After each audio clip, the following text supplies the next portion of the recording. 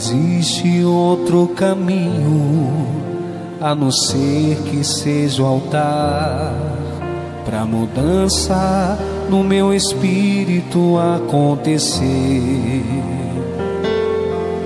É preciso se entregar e esquecer opiniões de quem não vive pela fé e não chega onde quer. O altar é pra quem tem disposição, é o fogo que troca o espírito, é a mudança inteligente que te leva a usar a fé, que troca o teu espírito por um valente e te faz um vencedor.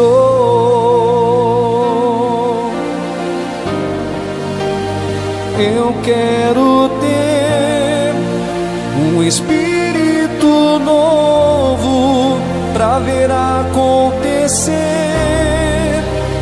algo novo. Eu quero ser como o fogo e ser brasas no altar que nunca se apaga. Eu quero ter o espírito novo pra ver acontecer algo novo. Eu quero ser como o fogo e ser brasas no altar que nunca se apaga.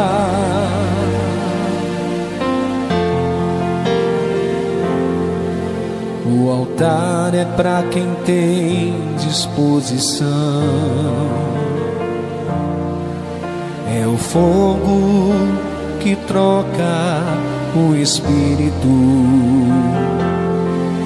é a mudança inteligente que te leva a usar a fé, que troca o teu espírito por um valente e te faz um vencedor.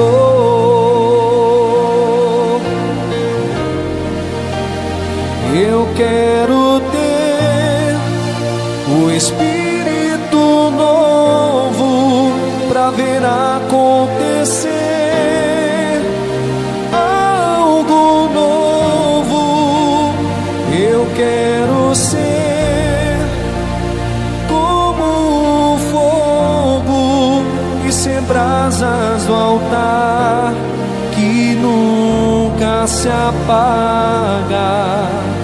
Eu quero ter o espírito novo pra ver acontecer algo novo. Eu quero ser como o fogo e ser brasas no altar que nunca se apaga.